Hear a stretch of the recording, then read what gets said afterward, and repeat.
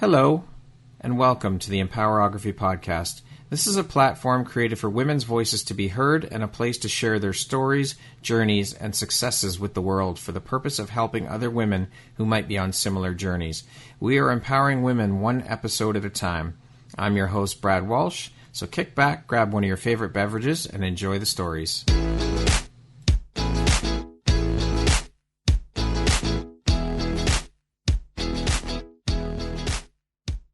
Hello, everyone. Brad Walsh here, your host of the Empowerography Podcast. Today, my guest is Trice McNeil. She is the founder, owner of Me Seduire Lingerie Boutique based in Atlanta, Georgia. How are you doing today, Trice? Hi, how are you? I'm doing great, thank you. Thank you so much for taking time out of your day to be here and participate in my podcast. I appreciate you being here. Oh, most definitely. How's your day going so far? Oh, gosh. I mean, it's been a pretty exhausting day. It's midday, so hopefully it'll slow down a little. Well, being busy is a good thing, though, no?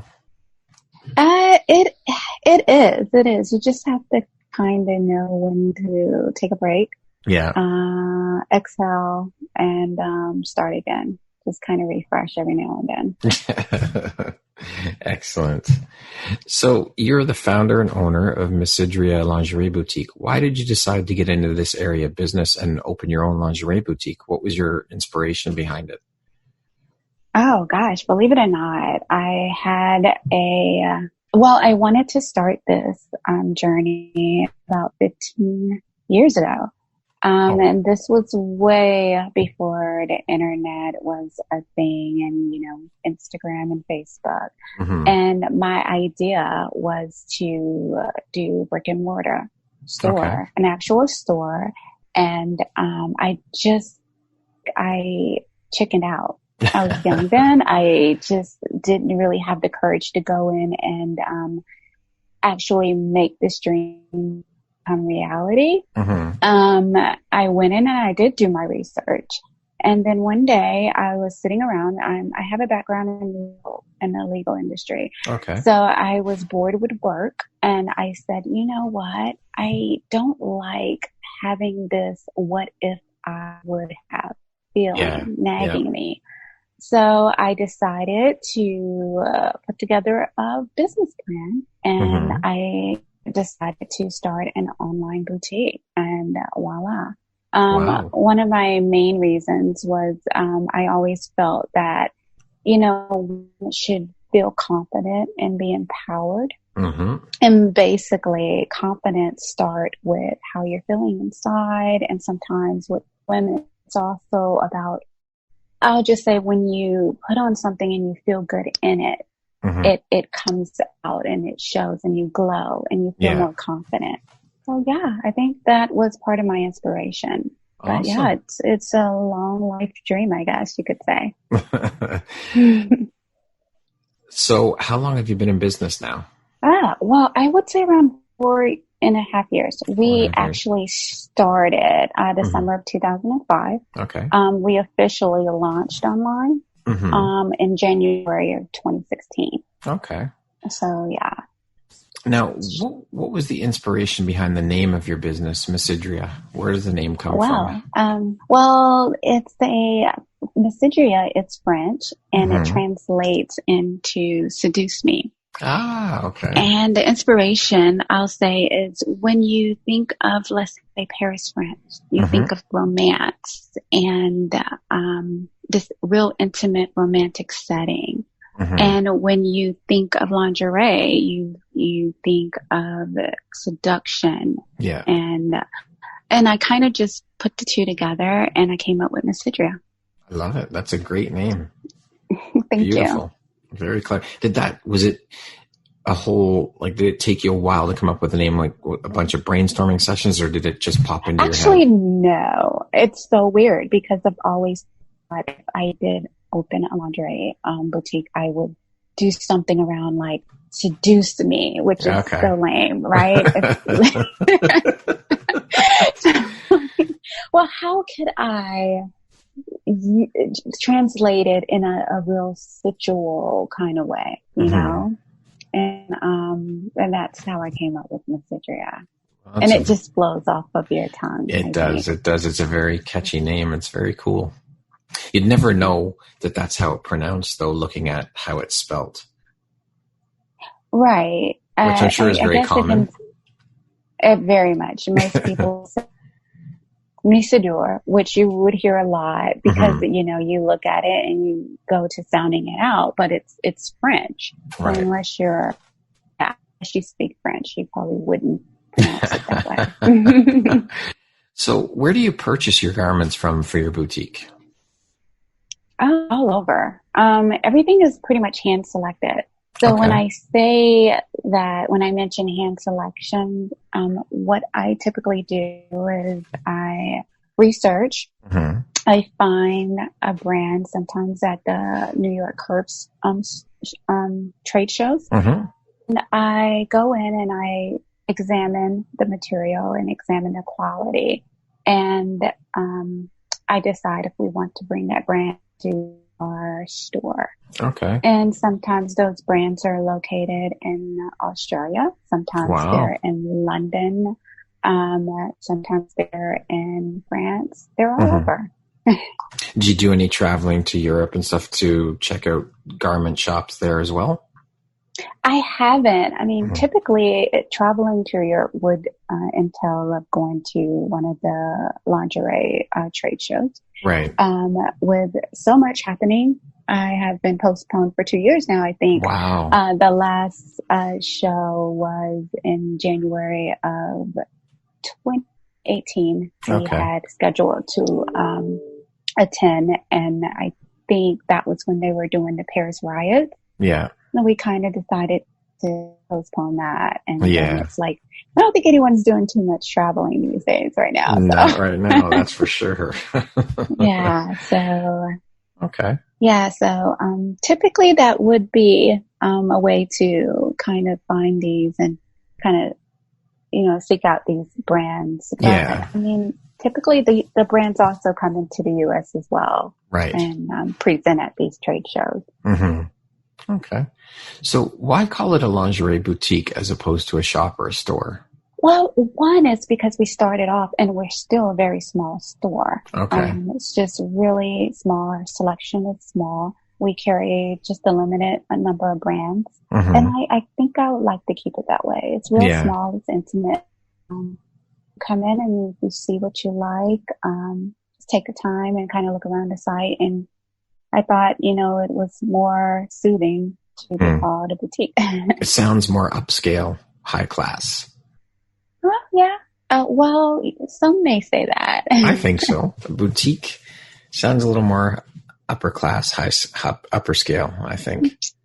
Yeah. Well, I think with the last couple of years, you see lingerie brands popping up, lingerie stores actually popping up everywhere. Yeah. And it's kind of hard to distinguish the difference between who and what and the quality.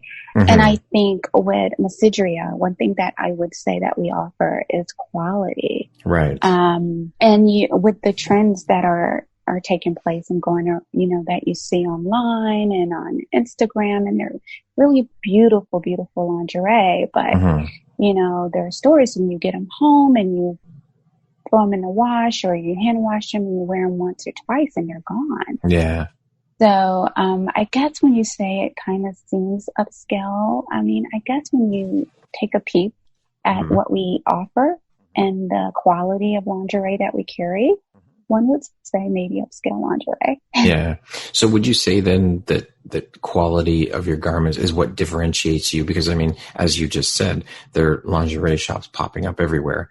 So in terms of competition with other stores, would you say that that's what differentiates you from the other stores and sets you apart is your quality of garment? Absolutely. Again, everything is hand selected. And when I say that, if I personally wouldn't wear it or purchase it myself, then you would not find it in the Seduire. Okay. Yeah.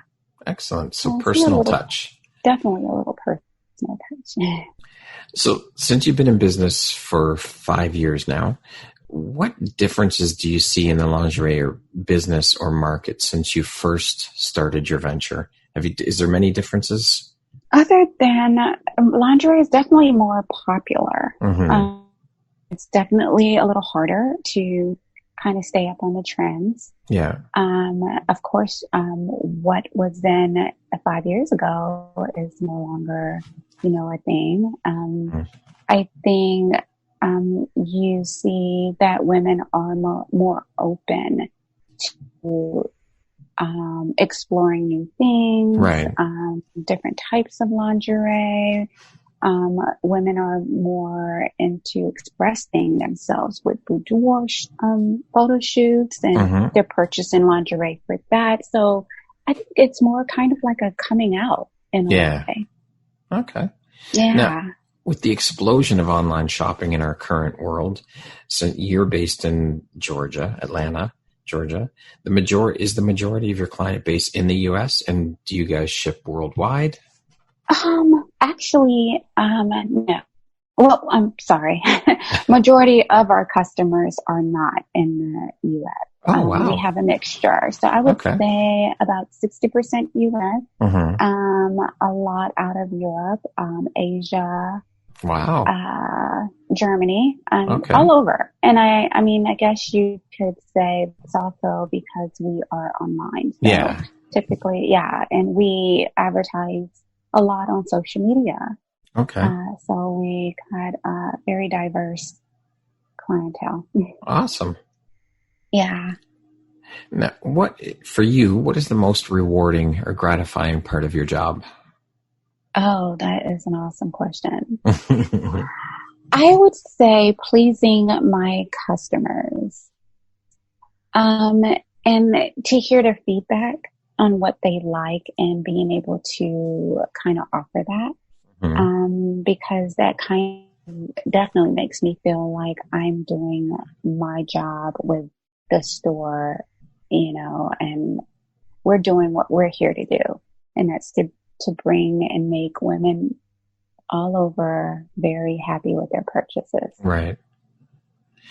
Now, you had mentioned that if you wouldn't wear it, you're not selling it in your store. So for you as a woman, what is it that is so empowering about lingerie for women, do you think? For you personally? For me personally, I think confidence. Mm-hmm. Again, it's that feel of lace and 100% silk. Mm-hmm. You put it on and it's like a power move. It's kind of like, I would say, equivalent to a businessman with his briefcase, Mm-hmm. It's just it's a weird analogy, but I definitely think it's definitely it gives you a feel of confidence. Okay, for now, sure. Speaking with your customers, your clients, would you say it's along the same lines then? Because that's for you personally, but would you say overall it's probably more about the confidence that it gives you as a woman? I think so. Yeah. I think so. I definitely think so. Okay. I mean, I think that is what we are all seeking, is some level of confidence with a lot of the purchases that we make. Mm-hmm. Yeah. Okay. What is it that excites you about being an entrepreneur? What do you love about it? I think getting to know a different perspective of the business and being a business owner every day. Being able to see my achievements, learning new skills. I think managing my stock, and it's over the years, it's definitely helped me perfect my money management skills. And, but yeah, I think the most rewarding part is being able to kind of work your own hours, meet all different types of people in the business, out of the business, kind of being able to live a little more freely. Mm-hmm. Yeah. Okay. I would say. Okay. If you could go back, would you change anything about how you did things with the business? I would. And Okay. I mean, I struggle with this because I'm really not sure if that's something that I could really have changed.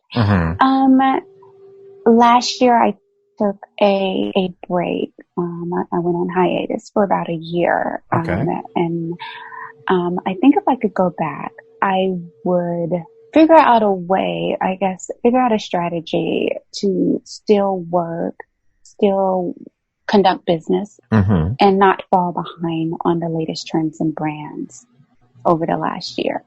All right. I think that would be the biggest change, because I think you definitely have to keep up. Yeah. And there's really no space for, just taking a long hiatus. I would imagine that the fashions and styles change fairly quickly, no? Oh, definitely, from season to season. Yeah. I mean, you look at New York Fashion Week and it's here today, tomorrow, Yeah. Colors change, everything. Yeah. The in colors, the fall, whatever it is, right? Right. You're definitely your inventory in and out all the time. So you definitely need to be able to with the trends and what's happening. Yeah. What do you think is your unique skill set or superpower that's helped you become successful with your business? I would say determination. Okay. Well, you got to be determined as an entrepreneur. You have to be. And always being able to keep my head up and stay optimistic towards, what the future holds. And I think that is something that you just have to stay positive, because you always have ups and downs. And, you have to understand that tomorrow the sun will come out and you move forward. And I think you have to determine to get to the end. And I think that's one of my unique skill sets. Okay. Entrepreneurship is a roller coaster ride, so you have to be able to endure the ups and downs for sure. You definitely do. It's not easy, and entrepreneurship is not for everybody. So when you decide to do it, you gotta go all in and be prepared to put in a lot of hard work. You really do. And you have to also understand that the work sometimes never ends. There's always something that needs to be done. Yeah. And you have to be willing to work the long nights and long weekends and say no to friends and not, kind of goof off when you should be paying attention to what's going on with your business. So yeah, it's definitely, you definitely have to be determined. For sure. What would you say is the biggest pain point that you've been dealing with in your business these days? Oh, gosh. I would say definitely being able to keep up to speed with the latest products. Again, like we stated before, we're constantly changing as far as with the trends. Secondly, I would say brand awareness. Okay. With so many new stores popping up, it seems like every day, definitely with everyone having access to the internet and advertising on social media, advertising, I would say, would be the third.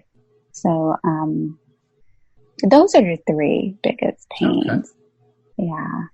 All right. Let's go. I'm going to go down a little personal road away from business for a few minutes and just ask you some questions just to get to know a bit about Trice, the person, not the businesswoman. Yay!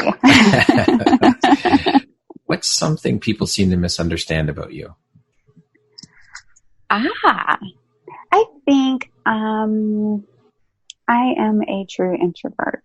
And I think sometimes people feel that I may be a little standoffish and non-approachable. And I'm totally opposite, I think. And just a quiet person by nature. All right. Who would you say are the three of the most influential people in your life? Oh, wow. I would say my My grandmother. Okay.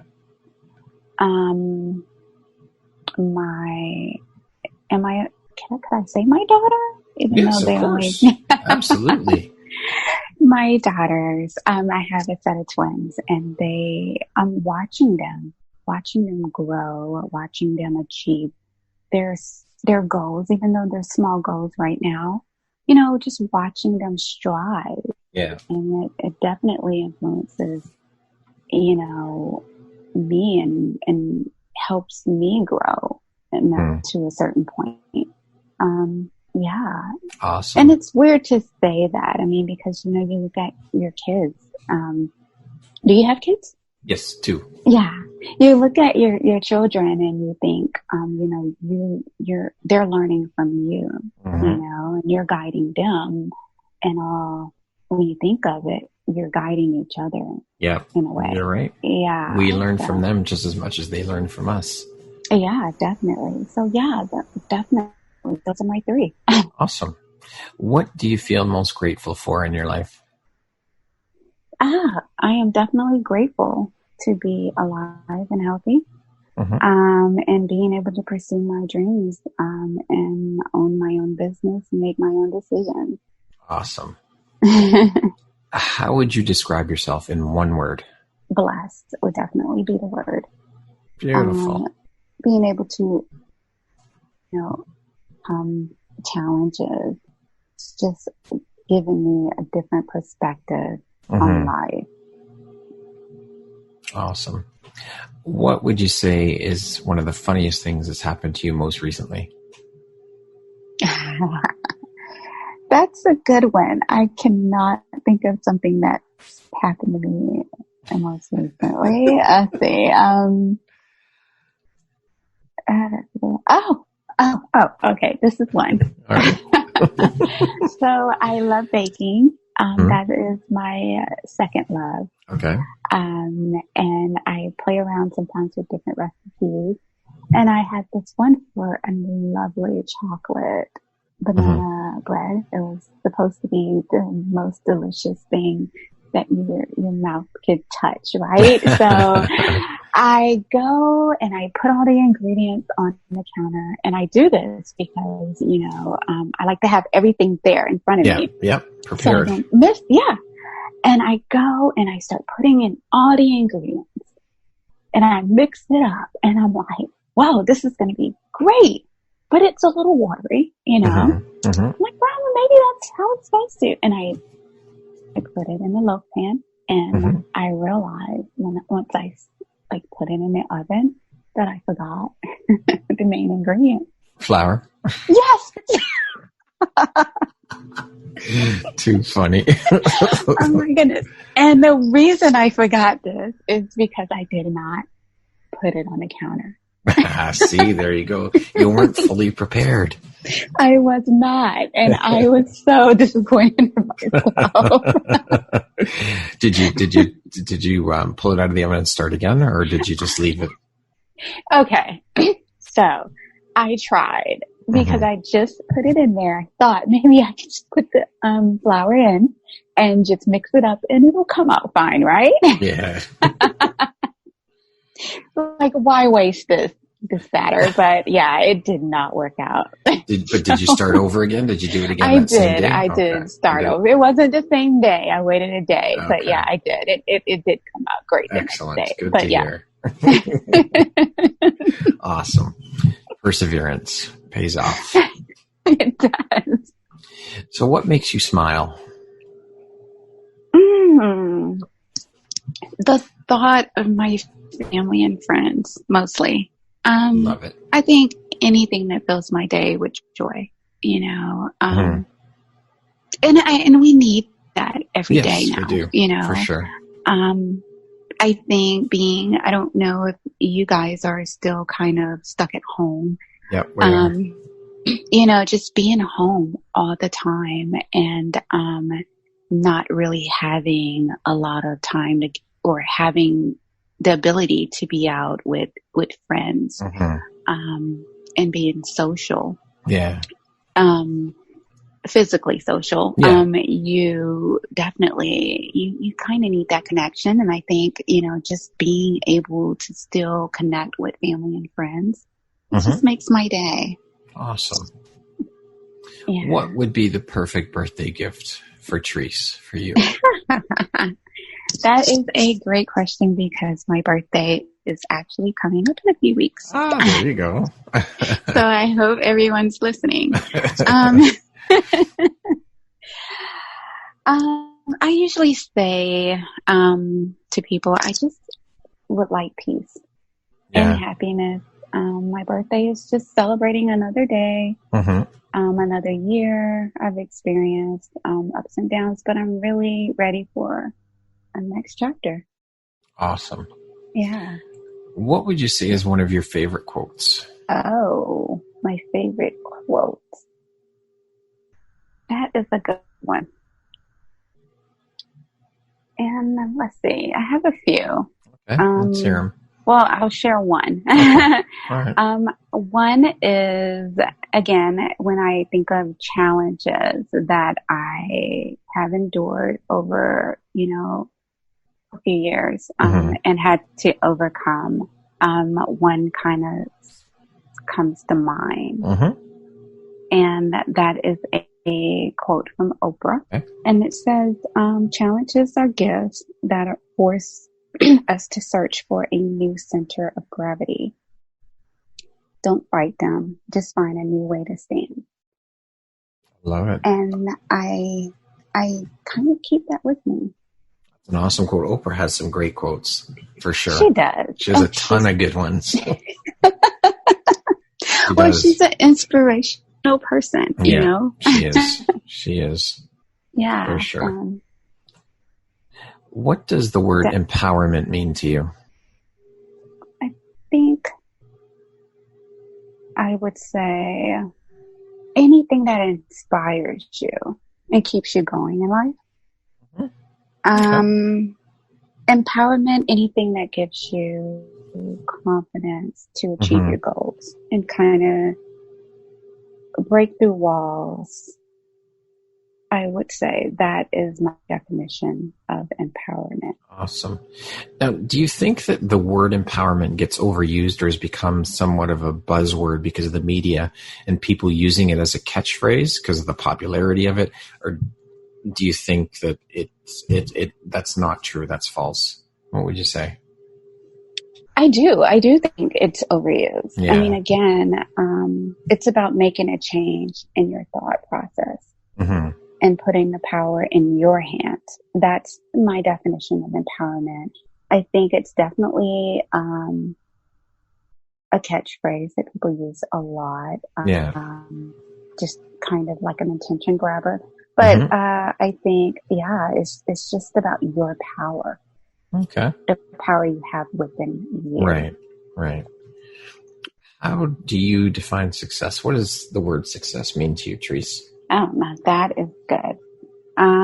Success to me and success and happiness goes together. It's not always about making money or getting that perfect job that you want. It's more about your mindset and accepting where you are in life and knowing, that you worked hard to get there. And I think that is success. So when you're there or, just working towards it and you can see your work. Yeah. To what extent do you think that we shape our own destiny, and how much do you think is left up to fate? I do believe in fate, but I also do believe that we choose and shape our destiny. So I would say 50%, only because you are given choices. And if you decide to choose left, then you go down that road and not necessarily, and you change your fate. Yeah. Yeah. You may zig instead of zagging one day. Exactly. If you could sit down with anyone in the world, alive or dead, and have a 1-hour conversation with them, who would it be and why? Again, I would say my grandparents. They passed away at an early I'm sorry. age. Well, yeah, I was 16. Wow. And I think I missed the important lessons and things to look out for. And sitting down with them for even just an hour would help me understand the meaning of life and give me a more clear path, would have. And I think it's so much that they could have educated me on and taught me about the history of their history, my history, and, things that we read in our history books. I could have heard from them firsthand. So yeah, if I could sit down with them, I would definitely go back and do that. Yeah. And lastly, if you could go back and give your younger self one piece of advice, what would that piece of advice be? Don't we all wish that? Yeah, we do. Definitely stay focused. That is number one. So often do we cave to peer pressure. So often do we get distracted. Yeah. And I think if you have a plan in place and you stay focused, life could be so much easier, Very true. Very true. So that would be the one piece of advice. The second, can I give Yeah, you? of course. Yeah, absolutely. Would be to just be kind, One thing that I always tell my daughters is you never know what someone else is going through. That's right. And why they're in a situation or the predicament that they're in. You never know the journeys or the steps that they had to take. So don't judge, be kind. It's hard though. I mean, we as humans, I think we do judge books by their cover. It's just part of human nature. And I think it's instinct to do that. But you're right. We have to try and be more kind, and because you don't know what someone's going through at that particular moment or what their struggles have been. You haven't walked a mile in their shoes, so you have no idea. We have no idea. No. One of the discussions I've had with was social media. I think there was a few articles out about social media and individuals living a completely different life. Yes, falsehoods, yeah. Yeah. Well, and I thought about it, and I said, well, who are we to judge? Because let's face it, I don't know your age, and I know I'm not a spring chicken.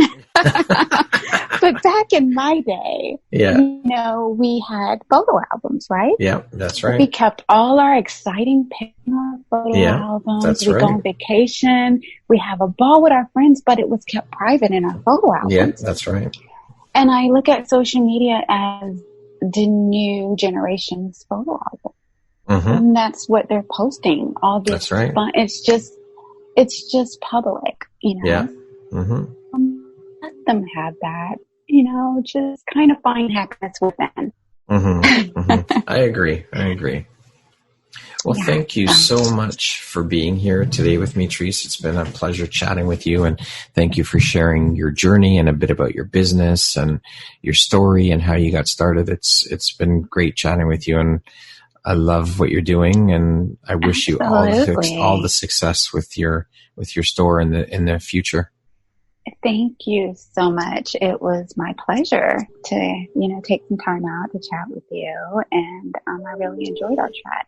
Well, I appreciate you being a part of this community that I'm trying to build to help empower women. So thank you for taking part and agreeing to be part of this movement that I'm trying to create. I appreciate it. Absolutely. Anytime, for sure. Once again, my name is Brad Walsh. I am the host of your Empowerography Podcast. Today, my guest has been Trice McNeil. She is the founder and owner of Me Seduire Lingerie Boutique based in Atlanta, Georgia. Thanks, Trice. Have a wonderful day.